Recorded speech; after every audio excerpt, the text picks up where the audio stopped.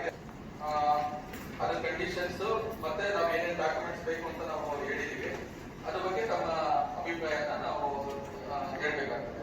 ಯಾಕೆಂದ್ರೆ ನಾವು ಇಲ್ಲಿ ಕ್ಲೈಮ್ ವಿಧಾನದಲ್ಲಿ ಹೇಳ್ತೀವಿ, ಅಪಘಾತ ಪ್ರಕರಣಗಳಲ್ಲಿ ಏನು ಅರ್ಜಿ ಸಲ್ಲಿಸಬೇಕು, ಏನ್ ದಾಖಲೆಗಳು ಕೊಡಬೇಕು ಅಂತ ನಾವು ಹೇಳಿದ್ವಿ. ಅದನ್ನ ನೋಂದಾಯಿತ ಗುರುತಿನ ಚೀಟಿ, ನಿಗದಿತ ನಮೂನೆಯಲ್ಲಿ ಉದ್ಯೋಗ ಪ್ರಮಾಣ ಪತ್ರ ಅಂದ್ರೆ ಮಾಲೀಕರಲ್ಲಿ ಕೆಲಸ ನಿರ್ವಹಿಸುತ್ತಿದ್ದಲ್ಲಿ, ಆಮೇಲೆ FIR ರಿಪೋರ್ಟ್, ಪ್ರಥಮ ವರ್ತಮಾನ ವರದಿ, ಮರಣ ಪ್ರಮಾಣ ಪತ್ರ, ಇದು ಮರಣ ಪ್ರಕರಣಗಳಲ್ಲಿ ಇದಕ್ಕೆ ಮರಣೋತ್ತರ ಪರೀಕ್ಷಾ ವರದಿ, ಆಸ್ಪತ್ರೆಯ ಮೂಲ ಬಿಲ್ ಮತ್ತು ಆಸ್ಪತ್ರೆಯ ವೆಚ್ಚ ಮರು ಪಾವತಿ ಪ್ರಕರಣಗಳಲ್ಲಿ ಅದು ಬಿಲ್ಸ್ ಒರಿಜಿನಲ್ ಬಿಲ್ಸ್ ಬೇಕಾಗುತ್ತೆ.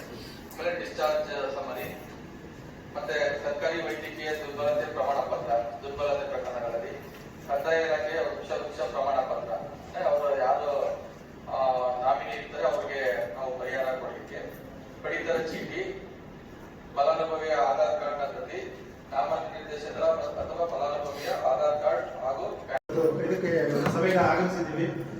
ಸರ್, ಈ ವಿಚಾರವಾಗಿ ನಾನು ಅಸಂಘಟಿತ ಕಾರ್ಮಿಕರ ಇಲಾಖೆ ವತಿಯಿಂದ ಲಾಸ್ಟ್ ಟೈಮ್ ಇವತ್ತು ನಾವು 7 ರಿಂದ 8 ವರ್ಷಗಳ ಹಿಂದೆ ಏನೊಂದು ರಿಜಿಸ್ಟ್ರೇಷನ್ ಆಯಿತು, ಆ ಸಂದರ್ಭದಲ್ಲಿ ಇರ್ಬೋದು, ಹಾಗೆ ಹಲವಾರು ಅಸಂಘಟಿತರನ್ನ ರಿಜಿಸ್ಟರ್ ಮಾಡಿಸಿದ್ದೀವಿ. ಆಲ್ರೆಡಿ ಇಲ್ಲಿ ಇಲಾಖೆಯಲ್ಲಿ ಮಾಡಿಸಿದ್ದೀವಿ. ಸರ್, ಈಗ ವಿಚಾರ ಏನಂದ್ರೆ, ಈಗ ಹೊಸ ಒಂದು ಏನೊಂದು ಕಾರ್ಯಕ್ರಮ ನಮ್ಮ ಸಂತೋಷ್ ಲಾಡೋ ಸಾಹೇಬ್ರು ಏನೋ ಅನುಷ್ಠಾನ ಮಾಡಿದ್ದಾರೆ, ಆ ವಿಚಾರವಾಗಿ ಹಾಗೂ ಲಾಸ್ಟ್ ಟೈಮ್ ನಮಗೆ ಏನೊಂದು ಅಸಂಘಟಿತ ಕಾರ್ಮಿಕರಿಗೆ ಯೋಜನೆಗಳನ್ನು ಮಾಡಿದ್ರು, ಆ ವಿಚಾರವಾಗಿ ಮಾತಾಡಲಿಕ್ಕೆ ಇಷ್ಟಪಡ್ತೀನಿ.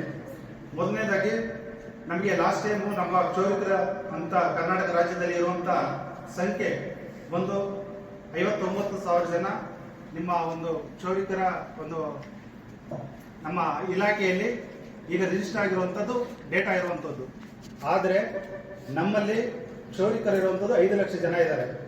ಇಲ್ಲಿ ರಿಜಿಸ್ಟರ್ ಆಗದಿರುವಂಥದ್ದು ಕಾರಣ ಏನಂದ್ರೆ, ಇಲ್ಲಿ ಲಾಸ್ಟ್ ಟೈಮು ಒಂದು ಏನೊಂದು ಅಪ್ಲಿಕೇಶನ್ ಹಾಕುವಂಥ ಸಂದರ್ಭದಲ್ಲಿ ಇಲ್ಲಿ APL ಕಾರ್ಡು ಮತ್ತೆ BPL ಕಾರ್ಡ್ಗಳನ್ನ ಕಡ್ಡಾಯವಾಗಿ ಮಾಡ್ತಂಥದ್ದು.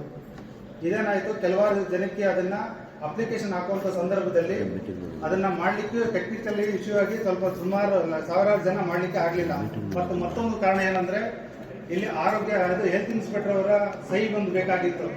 ಅದರಿಂದ ಏನಾಯ್ತು, ಇಲ್ಲಿ ವೃತ್ತಿ ಮಾಡುವಂತವರಿಗೆ ನೋಂದಣಿ ಮಾಡುವಂತ ಪ್ರಕ್ರಿಯೆಯಲ್ಲಿ ಅವರಿಗೆ ತುಂಬಾ ಕಠಿಣವಾಯಿತು. ಅದರಿಂದ ಇಲ್ಲಿ ಮಾಡ್ಲಿಕ್ಕೆ ಆಗಿಲ್ಲ. ಸೊ ಆ ಒಂದು ದೃಷ್ಟಿಯಿಂದ ಇವತ್ತು ಏನೊಂದು ಯೋಜನೆ ಜಾರಿ ಬಂದಿದೆ, ತಮ್ಮಲ್ಲಿ ಕಳಕಳಿಯಾಗಿ ಕೇಳ್ಕೊಳ್ಳೋದಿರ್ತದೆ, ಇಲ್ಲಿ ವೃತ್ತಿ ಮಾಡುವಂತವರು ಮತ್ತೆ ಹಲವಾರು ವೃತ್ತಿದಾರರು ಸಹ ಸರಳೀಕರಣವಾಗಿ ನೋಂದಣಿ ಆಗ್ಬೇಕು. ಸರಳೀಕರಣವಾಗಿ ಅಂದ್ರೆ, ಇವತ್ತು ಕರ್ನಾಟಕ ರಾಜ್ಯದಲ್ಲಿ ಇರುವಂತಹ ಕಾರ್ಮಿಕರಿಗೋಸ್ಕರ ತಾವುಗಳು ಏನೇನು ಮಾಡ್ತಾ ಇದ್ದೀರಿ, ಆಧಾರ್ ಕಾರ್ಡ್ ಮಾಡಿದ್ದೀರಿ, ಮತ್ತೆ ವೋಟರ್ ID ಮಾಡಿದ್ದೀರಿ. ಹಾಗೆ ಇಲ್ಲಿ ಸರಳೀಕರಣಗೋಸ್ಕರ ಒಂದು ಈಗ ಮಾಲೀಕರು ಇರ್ಬೋದು ಮತ್ತೆ ಕಾರ್ಮಿಕರು ಇರ್ಬೋದು. ಮಾಲೀಕರಾಗಿದ್ದರೆ ಅವರು ಮಾಲೀಕರಾಗಿದ್ದೀವಿ ಅಂತ ಹೇಳಿ ಸ್ವಯಂ ದೃಢೀಕರಣ ಕೊಡಬೇಕಾಗ್ತದೆ. ಮತ್ತೆ ಕಾರ್ಮಿಕರಾಗಿದ್ರೆ ಕಾರ್ಮಿಕರು ಅಂತ ಹೇಳಿ ದೃಢೀಕರಣ ಕೊಟ್ಟರೆ ಇದು ತುಂಬಾ ಅನುಕೂಲ ಆಗ್ತದೆ. ಬೇರೆ ಏನಾದರೂ ಅಡಿಷನಲ್ ಆಗಿ ಕೇಳುವಂತ ಸಂದರ್ಭದಲ್ಲಿ ಏನಾಗುತ್ತೆ, ಅವ್ರಿಗೆ ಹೆಚ್ಚಿನ ಒಂದು ಮಾಹಿತಿಗಳನ್ನ ಕೊಡ್ಲಿಕ್ಕೆ ಕಷ್ಟ ಆಗ್ತದೆ.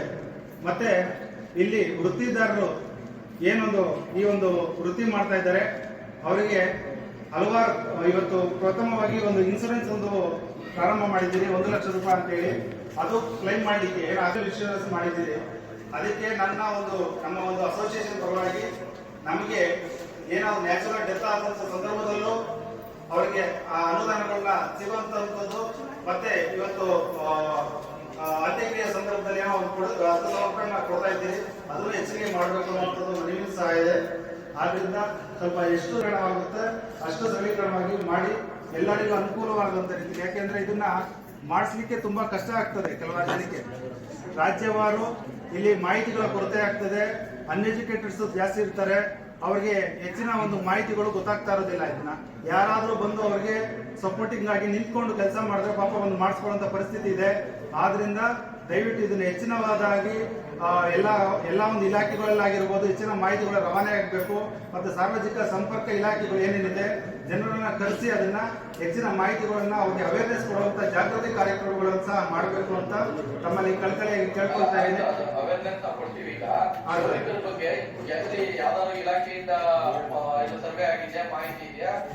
ಸರ್ವೆ ಸ್ವಯಂ ದೃಢೀಕರಣ ಅಂದ್ರೆ ಅದಷ್ಟು ಓಪನ್ ಎಂಡೆಡ್ ಕೊಟ್ಬಿಟ್ರೆ ಎಲ್ಲ ನಾನು ಶೌರ್ಯಕರ್ತನ ಸ್ವಯಂ ದೃಢೀಕರಣ ಕೊಡ್ತೀನಿ, ಇನ್ನೊಂದ್ ಕಡೆ ಇನ್ನೊಂದು ಯಾವ್ದೋ ಯೋಜನೆ ಬಂತು ಅಂತ ನಾನು ನೇಕಾಲ ಅಂತ ಸ್ವಯಂ ದೃಢೀಕರಣ ಕೊಡ್ತೀನಿ. ಅದು ಕಾಸ್ಟ್ ಚೆಕ್ ಮಾಡ್ಲಿಕ್ಕೆ ಬಹಳ ಕಷ್ಟ ಆಗ್ತದೆ. ಹಾಗಾಗಿ ಯಾವ್ದಾದ್ರು ಒಂದ್ ಕಡೆ ನಮ್ಗೆ ಆಲ್ರೆಡಿ ಸರ್ವೆ ಆಗಿದೆ, ಯಾವ್ದಾದ್ರು ಒಂದ್ ಕಡೆ ಜವಾಬ್ದಾರಿ ತಗೊಳ್ಬೇಕಲ್ಲ, ಅದರ್ವೈಸ್ ಎಲ್ಲ ಮಿಸ್ಯೂಸ್ ಆಗೋದೇ ಜಾಸ್ತಿ ಆಗುತ್ತೆ. ಈಗ ವಿಚಾರದಲ್ಲಿ ಇವಾಗ ನಿಮ್ದು ಇವಾಗ ಚೌರಿಕರು ಇದ್ ಮಾಡ್ಬೇಕಾದ್ರೆ ಒಂದು ಟ್ರೇಡ್ ಲೈಸೆನ್ಸ್ ತಗೊಂಡು ಮುನ್ಸಿಪಾಲಿಟಿಯಿಂದ ಟ್ರೇಡ್ ಲೈಸೆನ್ಸ್ ತಗೊಂಡು ಅಂಗಡಿಗಳು ಓಪನ್ ಮಾಡಿರ್ತಾರೆ. ಒಂದ್ ಅಂಗಡಿನ 5 ಜನ ಕೆಲಸ ಮಾಡ್ತಿರ್ಬೋದು, 10 ಜನ ಕೆಲಸ ಮಾಡ್ತಿರ್ಬೋದು. ನಮ್ಗೇನು ಅದೇ ಒಂದೇ ಟ್ರೇಡ್ ಲೈಸೆನ್ಸ್ 10 ಜನ ಕೆಲಸ ಮಾಡ್ತೀವಿ ಅಂತ ನೇಮ್ ಅಂಡ್ ಅಡ್ರೆಸ್ ಇದ್ರು ನಮ್ಮವ್ರು ಬೇಕಾದ್ರೆ ಕ್ರಾಸ್ ಚೆಕ್ ಮಾಡ್ಕೊಳ್ಬೋದು ಅಲ್ಲಿ ಕೆಲಸ ಮಾಡ್ತಾ ಇದಾರ ಏನು ಅಂತ. ಆ ರೀತಿ ಏನಾದ್ರು ಒಂದು ದಾಖಲೆಗಳು ಬೇಕು. ಸರ್, ಟ್ರೇಡ್ ಲೈಸೆನ್ಸ್ ಅಂತ ಏನ್ ಹೇಳ್ತಾ ಇದ್ರಿ, ನಮ್ಮ ಒಂದು ಸಮುದಾಯದಲ್ಲಿ ಯಾರು ಸಹ ನೋಂದಣಿ ಮಾಡಿಲ್ಲ. ಈ ಒಂದು 7% ಆಗಿಲ್ಲ ಅನ್ನೋದು ನನ್ನ ಅನುಭವ ಇರುವಂತದ್ದು. ಯಾಕಂದ್ರೆ ಹೆಚ್ಚಿನದಾಗಿ ಮಾಡಿಲ್ಲ. ಮತ್ತೆ ಇವತ್ತು ಡೇಟಾ ಏನ್ ಕೇಳ್ತಾ ಇದ್ರಿ, ಡೇಟಾ ವಿಚಾರದಲ್ಲಿ ಸಮಾಜದ ವತಿಯಿಂದ ಇವತ್ತು ಸವಿತಾ ಸಮಾಜದ ಏನೋ ಇದೆಯಲ್ಲ, ಎಷ್ಟು ಜನ ಮೆಂಬರ್ಶಿಪ್ ಇರುವಂತದ್ದು ಇವಾಗ 42,000 ಜನ ಮೆಂಬರ್ಸ್ ಆಕ್ಟಿವ್ ಮೆಂಬರ್ಶಿಪ್ ಇದ್ದಾರೆ ಸರ್. ಬಟ್ ಏನಾಗ್ತದೆ, ಕ್ಷೌರಿಕ ವೃತ್ತಿ ಮಾಡುವಂತವ್ರು ಬೇಕಾದಾಗ ನಿಮ್ಗೆ ಅದೂ ಸಹ, ಯಾಕಂದ್ರೆ ಕುಟುಂಬದವರು ಒಂದು ಇದರಿಂದ ನಿಮ್ಗೆ ವೃತ್ತಿ ಮಾಡೋದು ಸಿಗೋದಿಲ್ಲ. ಹೋಲ್ ಫ್ಯಾಮಿಲಿ ಇರುವಂತ ಮೆಂಬರ್ಶಿಪ್ ತಮ್ಗೆ ಸಿಗುತ್ತೆ ಅಲ್ಲಿ. ಬಟ್ ಇಲ್ಲೇಂದ್ರೆ ಇಲಾಖೆಯಿಂದನೇ ಆಲ್ರೆಡಿ 59,000 ಜನ ನೋಂದಣಿ ಇದ್ದಾರೆ.